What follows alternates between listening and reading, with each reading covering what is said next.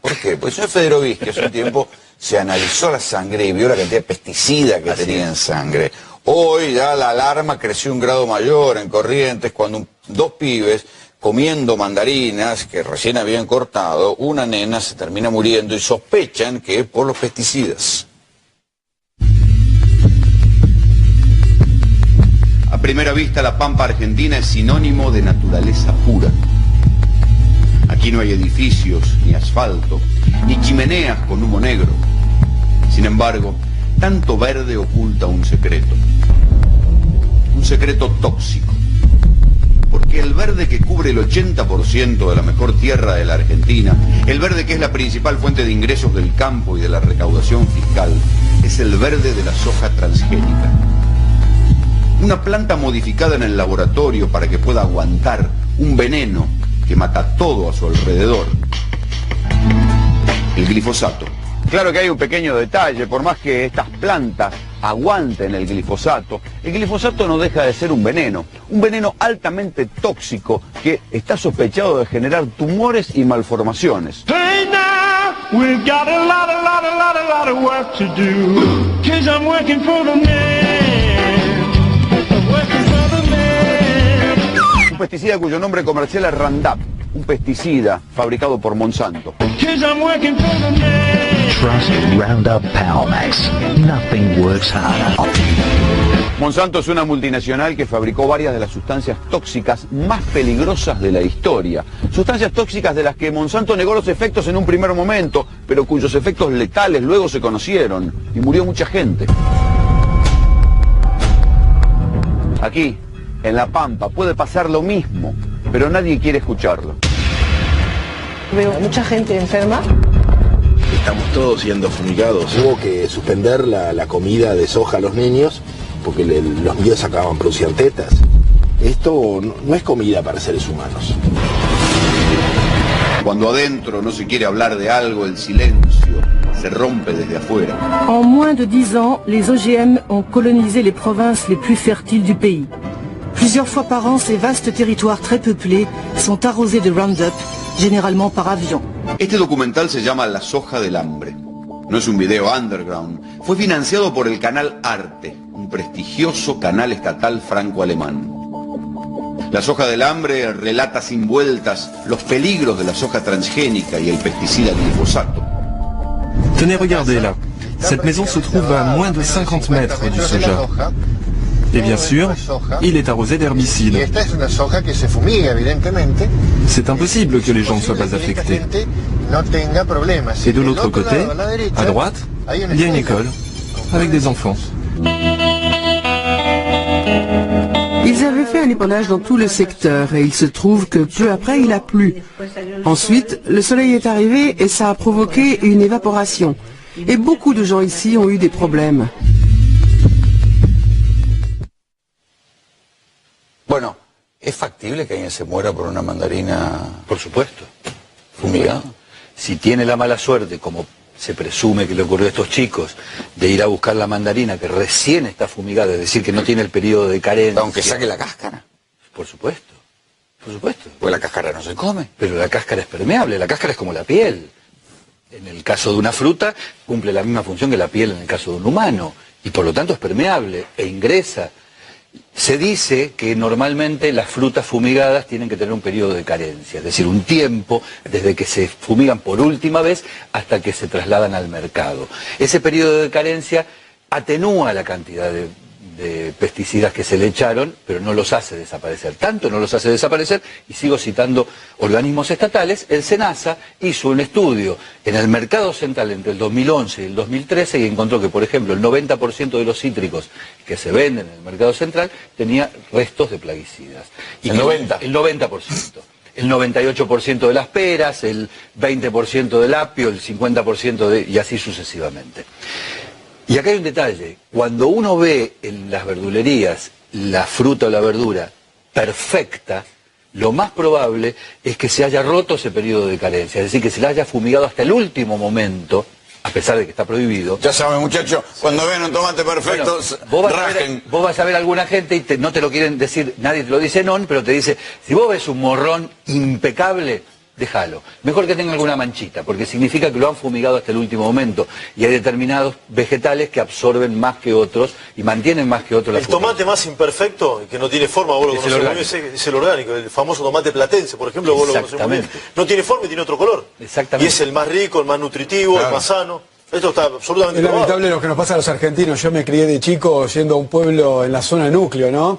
Veía sapos, ranas, liebres, perdices. Vas hoy y tienen las napas contaminadas. Un pueblo a 40 kilómetros de Rojas, de Pergaminos, tiene las napas de agua contaminada por el glifosato, Rolo. Y me gustaría aclarar una cosa respecto del caso este que disparó hoy la discusión. Lo más probable es que mañana aparezca alguien que, por supuesto, en defensa de este modelo de aplicación excesiva y progresivamente en aumento de agroquímicos, diciendo que esto fue un problema de mala praxis. Y que una excepción. Se le fue la mano. Como el gendarme con Maldonado. Exactamente. Lo que hay que decir es que esto es sistémico.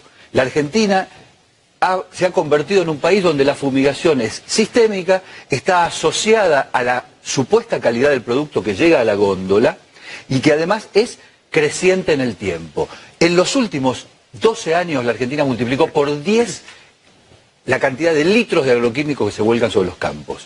Y la única manera echan para cualquier cosa, no es que solamente lo echan para la soja, no. Para cualquier cosa te ponen glifosato.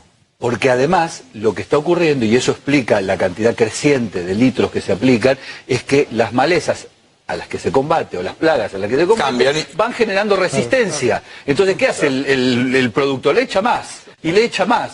Y así sucesivamente. Eso no es mala praxis. Eso es sistémico. Claro. ¿Y así? ¿Qué te dio vos en sangre? Glifosato. ¿Nada más? No, tengo un insecticida que se llama Paratión y glifosato. Y eso que vos comés razonablemente, o sea, si vos que te cuidás y vivís en Buenos Aires, tenés Paratión y glifosato en sangre. Vivo a 100 kilómetros del campo de soja más cercano.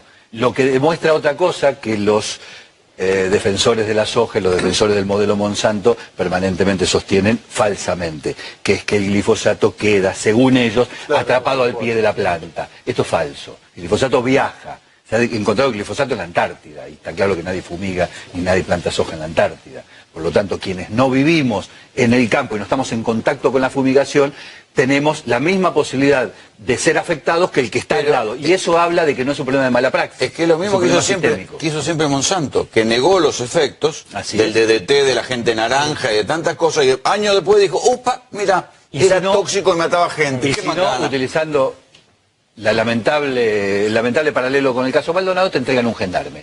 Es decir, y ese se le fue la mano con la fumigación. Muchachos, que vengo acompañando al grupo de documentalistas de México que están trabajando el tema de las abejas. Y bueno, creo que un poco aprovechando el nexo que tengo con Fabián de hace ya muchos años, y aprovechando también la posibilidad de estar un poco también en la ciudad, conocer algunos resultados de algunos monitoreos que se hicieron en el tema de las escuelas fumigadas.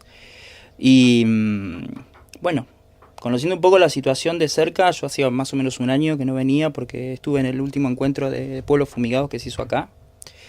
Y bueno, también siguiendo de cerca la situación en Urdinarrain, en todos estos pueblos que bueno, la semana pasada estuve en San Salvador, estuve en Concordia, de modo que bueno, tomando un poco de contacto otra vez con la situación entrerriana, que es muy grave, ¿no? Bueno, hablando de Urdinarrain, hubo una situación, también lo decías, contar qué fue lo que pasó y por qué salió público. Bueno, en Urdinarrain a mí me tocó dar el informe del CONICET, que lo que exponía es que el glifosato es persistente, o sea que la maquinaria de degradación hoy del herbicida está rota, por ende lo único que hace es acumularse. Ese estudio del CONICET lo que tiene en un apartado es que reconoce que en Urdinarrain, que es donde se hizo la experiencia, hay una concentración de glifosato que está entre las más altas del mundo. Bueno, al toque de poder dar a conocer esa noticia, que yo vi que salió en algunos periódicos de acá, como La Región, una respuesta de parte de, por lo que entendí, el municipio de Urdinarrain, organizando una reunión entre vecinos, concejales y demás. Y un periodista amigo me pasó los audios de esa conversación en la cual, bueno, yo escuché que un concejal, un representante del pueblo, estaba pidiendo que el periodista se retracte públicamente de la información. No por la validez del estudio del CONICET, que en definitiva está publicado en el exterior, o sea, tiene una reivindicación internacional, sino que el gran problema era que ahora cuando ponen en Google Urdinarrain aparece automáticamente el glifosato. O sea que el problema para el concejal no era la salud del pueblo, que en definitiva es lo que debería ser su trabajo, ¿no es cierto? Para eso lo han elegido, sino que el problema era el qué dirán de parte de un periodista que lo único que hizo fue confirmar un estudio que está publicado en el exterior. Perfecto, aclarado. Estos años, vos decís que hace un año no venías por estos lados. Tu estudio en cuanto a nuestra provincia o a los lugares que has estudiado o has estado y has analizado, en estos últimos años, ¿qué has visto? ¿Ha crecido la problemática? ¿Se mantiene? ¿O qué es lo que ves hoy? Sí, a ver, en la primera edición de Envenenados, que fue 2013, Entre Ríos era una parte central del libro. Ya con una información científica que era bastante importante, más la información productiva, que hablaba un poco de la cantidad de hectáreas de soja transgénica, la expansión de los pools de siembra, ¿no? la retracción de las economías regionales, la pérdida de la ganadería y el drama sanitario. Pero en ese momento la información científica que había era bastante acotada. La realidad es que estos años eso no ha hecho más que incrementarse, o sea, la aparición de nuevos informes, con el caso emblemático que es San Salvador, que es una suerte de Chernobyl de la provincia de Entre Ríos, con un 40% de muertes de cáncer, con 2 universidades que comprobaron intoxicación o contaminación, mejor dicho, con pesticidas en el agua, en el aire y en la tierra. Así que eso le agregó más dramatismo el último tiempo, más la información sobre la contaminación del río Paraná con glifosato y pesticidas en general, más la contaminación del río Uruguay que se conoce, la situación ahora en Urdinarrain. O sea, son infinidad de investigaciones que ahora están comprobando que Entre Ríos lamentablemente está entre los territorios no solo de más contaminación a nivel nacional, sino a nivel internacional también. Así que creo que lo que tenemos hoy es una evidencia científica fuerte de un problema que sigue a la vista. O sea, a mí el año pasado recorrí otros pueblos, estuve en Jubileo y me tocó ver el acopio de bidones de agroquímicos en el centro de la ciudad, del pueblo, ¿no? Frente a la casa de quien había sido la delegada municipal o la, no sé, como la intendenta, que me dijo que en realidad el problema lo estaban combatiendo y que habían avanzado un montón. Mientras yo le digo, pero escúcheme señora, acá enfrente de su casa están todos los bidones con glifosato, porque de hecho me tomé el trabajo de abrir un bidón y volcar el herbicida, ¿no es cierto? Así que el problema en realidad no hace más que intensificarse ante la sordera, obviamente, del sector político y la negación de la sociedad en general. Bien.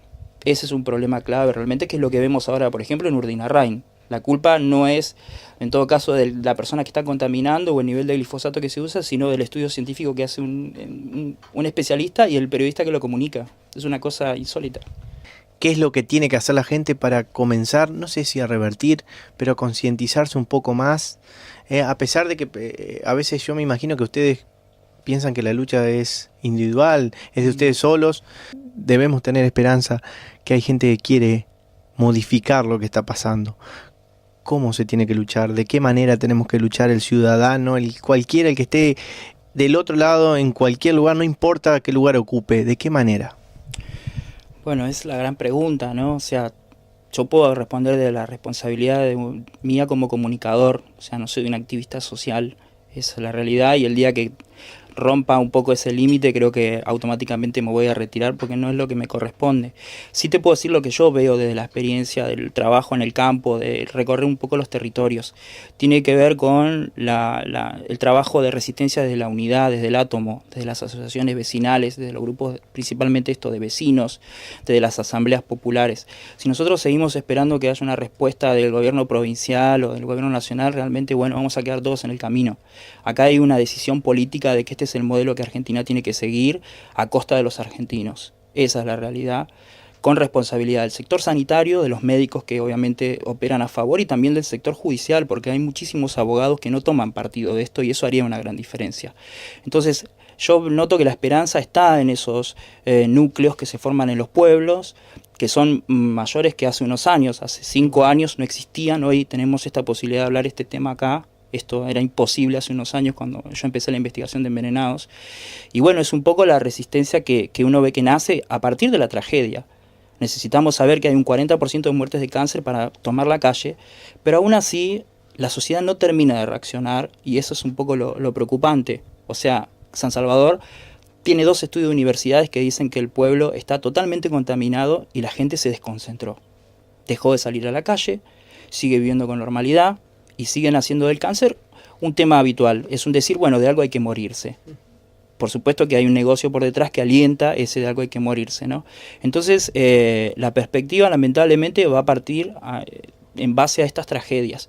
Necesitamos más cáncer, más abortos espontáneos, más malformaciones y quizás ahí en algún momento alguien de arriba, que lo pusimos nosotros, porque es nuestra responsabilidad en realidad, va a tomar un poco de carta en el asunto. Si no, vamos a seguir teniendo estos concejales diciendo que el problema no es el cáncer o la contaminación del suelo, sino que urdinarrain es igual a glifosato en Google.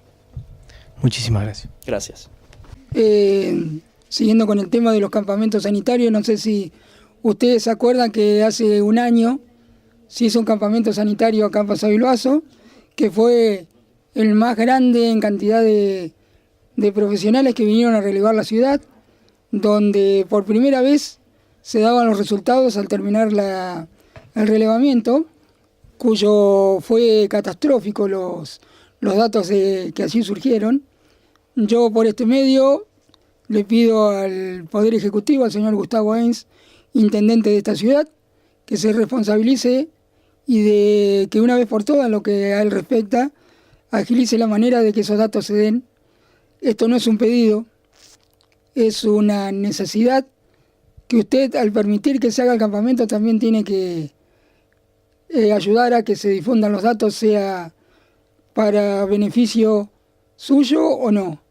Yo, Fabián Tomasi, 17.554.166, le exijo como primer mandatario de esta ciudad y al grupo de concejales que esos datos se den a la brevedad, porque el pueblo quiere saber de lo que se trata. Muchas gracias.